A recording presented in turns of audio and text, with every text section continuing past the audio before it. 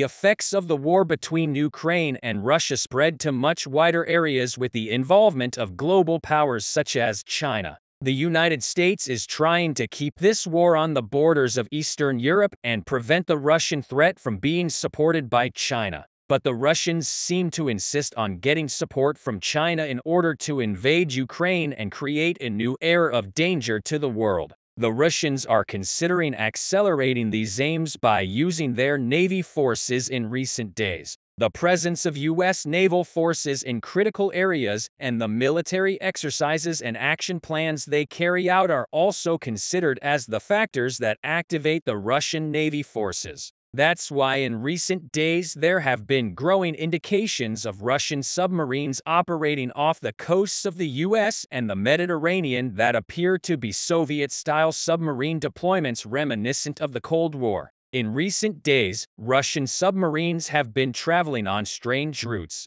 According to UK Defense Secretary Ben Wallace, while speaking to the media during his visit to Washington, Wallace noted that Russian submarines in the North Atlantic, Irish Sea and North Sea were sailing on some strange routes they would not normally take. At least 7 Russian Navy ships and a Kilo-class submarine have been sighted for the first time around the UK, including in the Irish Sea among NATO allies. An expert previously stressed that Russia has increased the presence of Russian submarine and Navy forces after the U.S. naval force became much more active. Besides the USA, Russia's trawler boats and ships have another target in the UK. Russian spy ships are mapping wind farms and key communication cables off the UK coast as part of their plan to sabotage critical infrastructure. Recently, a fleet of Russian boats, often disguised as fishing trawlers or research vessels but with armed guards, was observed by European intelligence agencies making mass reconnaissance near British coastal energy and communications networks. A compelling investigation into this topic reveals possible targets include internet cables, offshore wind farms, and connectors which carry electricity and gas pipelines. After the investigation was shared, a Russian ship conducting underwater research was caught touring wind farms on the UK's east coast. Tobias Ellwood, Conservative chairman of the House of Commons Defence Committee, has called for an expansion of the UK armed forces following the revelations. Ellwood stated that every precaution should be taken on Russia's attempts to undermine British security. In summary, Ukraine's allies, such as the United States and the United Kingdom, have begun to focus more on the security of their North Sea infrastructure amid rising tensions with Russia after the attack on the Nord Stream pipeline. It is thought that the main reason why countries such as the USA and UK focus on this issue is the presence of China, which is described as the danger of the future. So as you can see, Russian forces have been on alert ever since the U.S. began active military exercises and actions in the North Atlantic, Irish Sea and North Sea and Indo-Pacific maritime areas. Ben Wallace also met with U.S. Secretary of Defense Lloyd Austin, who praised the AUKUS tripartite defense pact as a deal that would break down barriers and usher in a new era in U.S.-UK defense cooperation. In response to the Russian increase in submarine forces and Navy members, the tripartite security agreement between the US, UK, and Australia, announced in September 2021, will provide Canberra with nuclear-powered submarines, which is understood to be a move against China's influence in the Indo-Pacific. That's why this security agreement, praised by U.S. Secretary of Defense Lloyd Austin, is vital for Russia, China, and other dangers. Against all this, the Russians, in addition to giving a red alert, immediately started to work to position their naval forces and to gain new naval forces in the army inventory. Russian state media reported earlier this year that a new submarine division carrying nuclear-capable Poseidon super torpedoes for the Pacific Fleet will be installed as early as next year. In recent years, Russia has been trying to upgrade its submarine fleet, according to the non-profit Nuclear Threat Initiative. For this purpose, the Russian Navy has a total of about 58 ships, but the number of ships owned by the U.S., one of Ukraine's most important allies, is much more than that. There are 296 ships in total in the U.S. Navy. In addition, the U.S. Navy also has the world's largest carrier navy with 11 in service and 1 is still under construction. In short, the U.S. military has the largest navy in the world. In other words, it's quite normal for Russia to give a red alert and to be nervous about the presence of the U.S. Navy. Russian leader Vladimir Putin also suggested that his naval assets could be used elsewhere during the ongoing war in Ukraine. Commenting on Putin's critical statements on this issue, Ben Wallace stated that Russian submarines are surrounding the UK coastline and branding Moscow as London's #1 enemy threat. Russia's concerns are not just because the US has a much larger navy and is heavily active all over the world. Russia is seriously concerned about this because of the ongoing war in Ukraine. Currently, the Russian defense industry has entered a period of collapse due to the war in Ukraine. The Russians can no longer easily produce enough equipment and combat vehicles for defense. As such, Ukraine's allies, especially the USA and other world countries, are constantly supporting the Ukrainian army militarily. Russia, on the other hand, cannot gain any superiority either in land wars or in the naval area in the oceans, despite the constant renewal of the Ukrainian army's inventory. The presence of Russian naval power in the Black Sea is stuck, as is the Arctic Sea, Indo-Pacific and Atlantic. The biggest factor in Russia's Black Sea fleet falling into a ditch is not the U.S. Navy's forces. The main reason for this is the continuous air strikes of the Ukrainian armed forces on the Crimean Peninsula in the Black Sea. Yet, thanks to Ukraine's striking tactic that is constantly targeting Crimea with UAVs or tactical missiles, the Russian Black Sea fleet was stuck in place. Therefore, the Russians cannot catch up due to the obstacles that the U.S. Navy forces have in their activities. In order to eliminate this deficiency, the Russian leader stated that the work on this issue will be accelerated. Russian President Vladimir Putin reported that developing Russia's naval capabilities remains a priority, following exercises conducted by his country's Pacific Fleet. These statements by Putin drew a lot of attention as they coincided with the period when the Russian Navy forces were carrying out very active military exercises. On this topic, a transcript posted on the Kremlin website summarized the conversation between Putin and Defense Minister Sergei Shoigu. Shoigu stated that 25,000 personnel, 89 aircraft and helicopters, as well as 167 warships, 12 of which are submarines, participated in the exercise carried out by the Russian Navy in the Pacific. The exercises included submarine searches on the approaches to the Peter the Great Bay on the south coast of the Primorsky Krai and Avacha Bay on the southeast coast of the Kamchatka Peninsula. Shoigu stated that other exercises were held in the Sea of Okhotsk and that the combat stability and readiness to use strategic missile submarines were studied. Shoigu also outlined how a tactical air defense exercise began and strategic missile carriers in the center of the Pacific Ocean simulated counterattack against groups of ships of a false enemy. In response,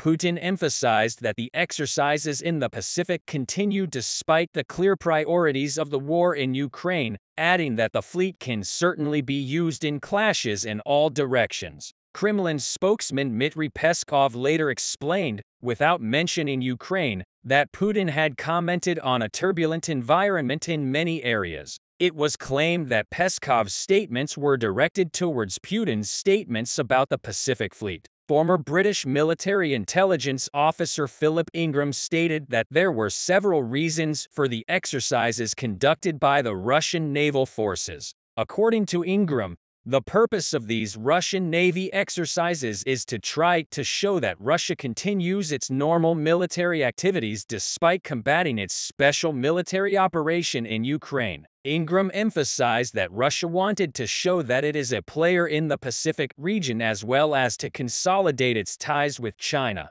He also added that he wanted to send a warning to Japan about the potential to retake the Kuril Islands, considering that Russia was distracted in Ukraine. But Japan claims territorial rights over the Kuril Islands, which it calls the Northern Territories, located off the northernmost island of Hokkaido. Despite all this, Russia does not hesitate to pose a threat in these areas. It is clear that Russia's recent exercises are a routine signal should the US and Japan consider testing Russia in Northeast Asia or anywhere beyond Ukrainian territory. However, it should not be forgotten that the Navy assets of China, which is a supporter of Russia, also operate in these critical maritime areas. Despite all this, the USA both defends these critical sea areas and supports Ukraine sufficiently in its war with Russia against the Russian and Chinese threat. Ukraine is about to enter Crimea at this point. The war has completed its first year and the Ukrainian army has gained the superiority of the war. Excess ammunition expenditure of the Russian army,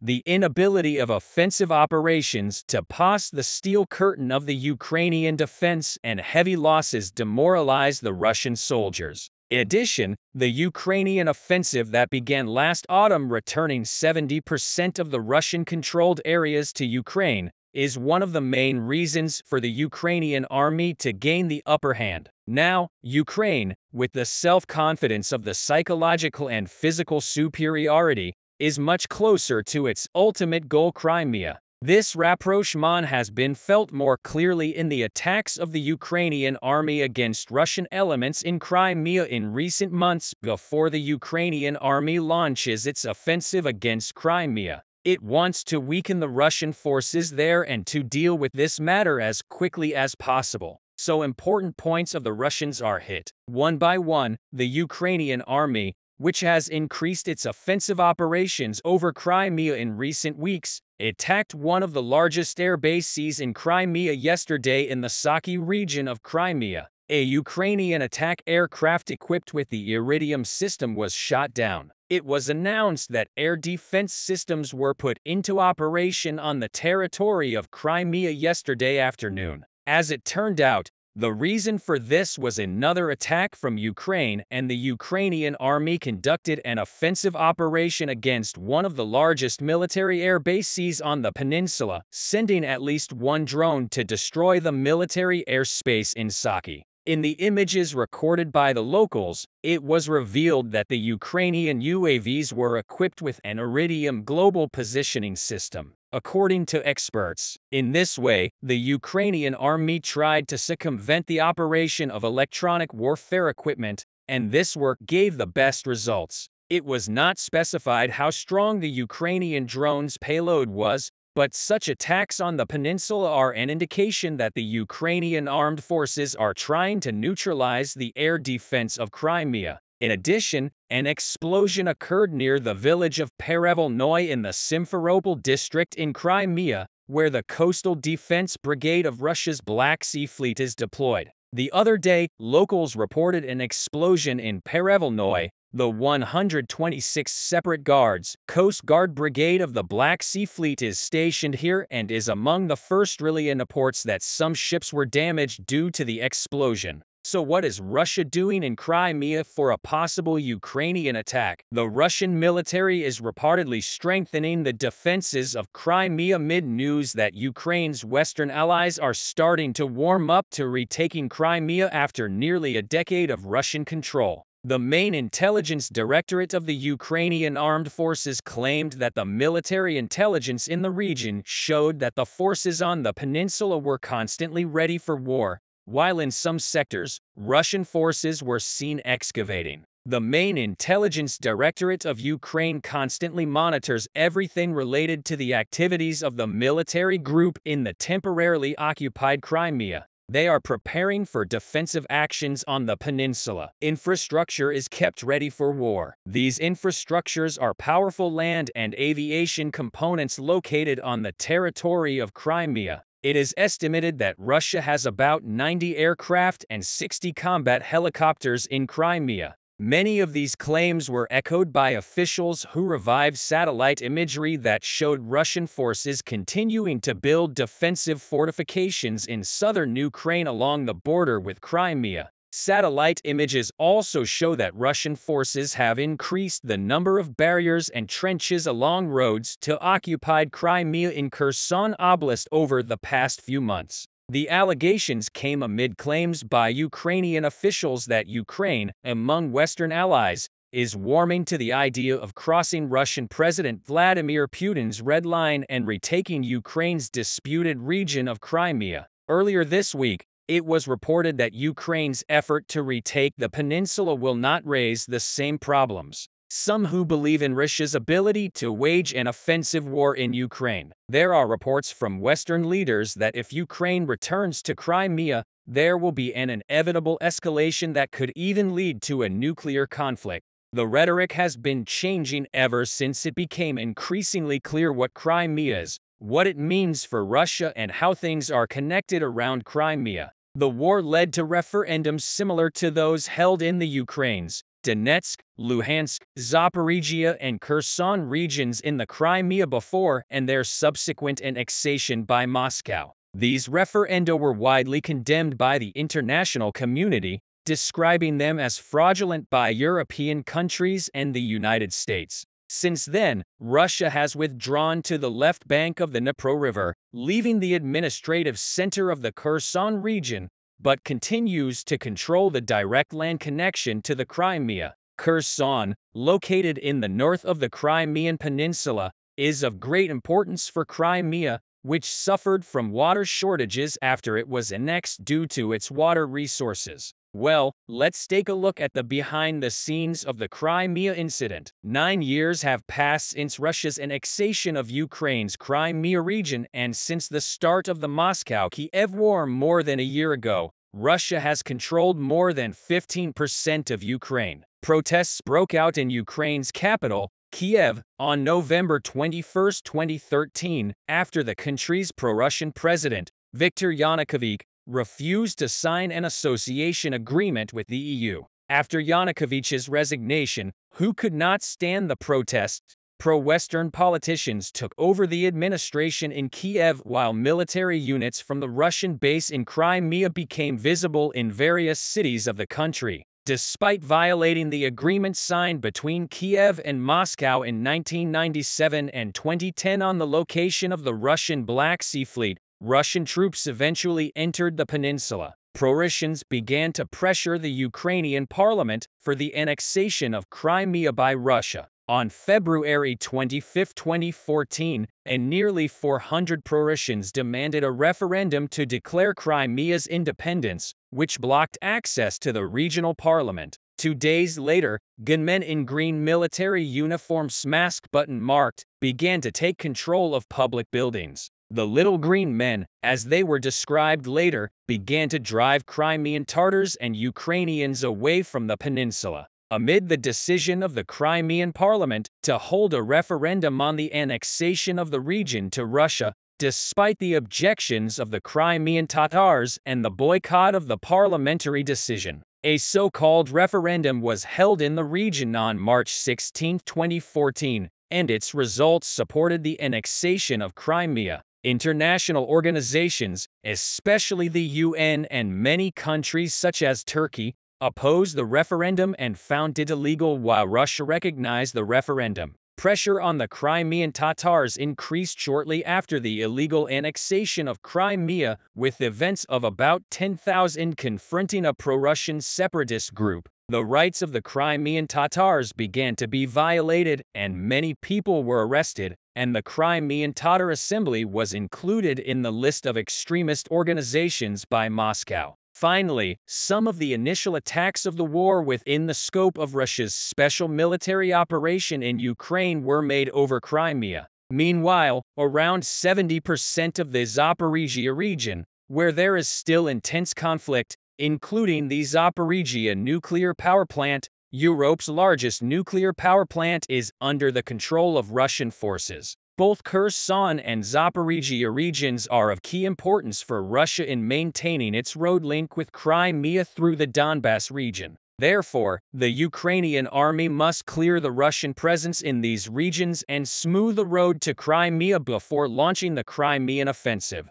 The biggest news is coming from Bakhmut. Here the Russians carried out a successful attack and threatened one Ukrainian group to be completely cut off from the mainland. Fortunately, this was not unexpected and the Ukrainians withdrew, leaving the Russians. A couple of deadly surprises when it comes to the northern part of Bakhmut. The situation became very dynamic. As you remember, over the course of the last several weeks, I have been telling you that the Ukrainians in Krasnoyarsk continued holding their positions despite being one step away from operational encirclement. I also told you that the moment the Russians achieve any success in the northern part of Paraskeva, the Ukrainians in Krasnoyarsk would immediately withdraw. And this is exactly what happened today. The reason why the Russians suddenly were able to penetrate defenses in the northern part of Paraskeva is simple. Last time I told you that the Russians had conducted a massive attack on Ukrainian positions on the hills, which, despite high losses, was successful. This gave them access to the local heights and also the ravine west of Paraskeva. So the Russians attacked them from the west straight. Ukrainian troops entered the northern part of the village and forced the Ukrainians to withdraw from Krasnohora.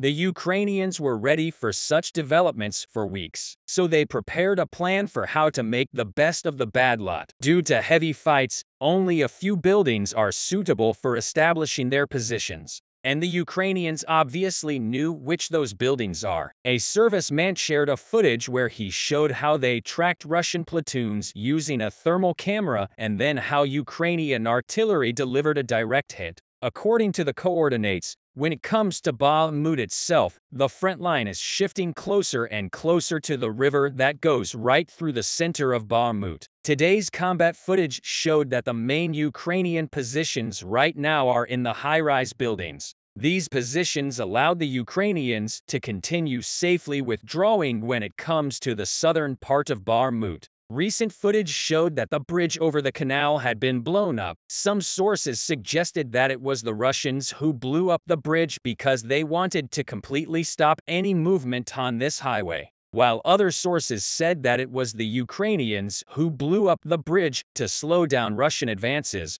prevent them from freely moving from one bank to another, and set conditions for a total withdrawal from Bakhmut. It looks like the second explanation is more plausible, especially because today a Ukrainian commander from Bakhmut made an announcement that from tomorrow they will restrict access to Bakhmut for civilians and volunteers. This is good news because it means that the Ukrainians will precipitate their withdrawal. So far it looked like the withdrawal is too slow, but it is part of the plan. If the Ukrainians leave the eastern side too early before the conditions are set for a complete withdrawal, the Russians will get closer and get really needy for crossing the river and chasing the Ukrainians down. However, if the Ukrainians leave the eastern side, when everything is set for withdrawal, then the Russians will not be able to force the river and push, allowing the Ukrainians to use this time to withdraw. Other news is coming from the northern part of the Luhansk region. Here, the Russians have finally taken the village of Dvorichna, which caused the fights to shift to the neighboring village. Right now, Krynika is being stormed from at least two sides, and the Russians reportedly entered the northeastern outskirts. Russian sources report that they have also established control over several important positions near Lamont, Persia and Kievska. A lot of sources are saying that the Russian offensive operation has started. However, right now the units that engage in fights are still mostly the same units that have been on the ground. Some analysts are saying that it is premature to call it an offensive operation until both sides engage the reserves that they have been preparing for this battle of strategic significance. So far, both parties are keeping the reserves untouched, so we are yet to see the main developments unfold in this region.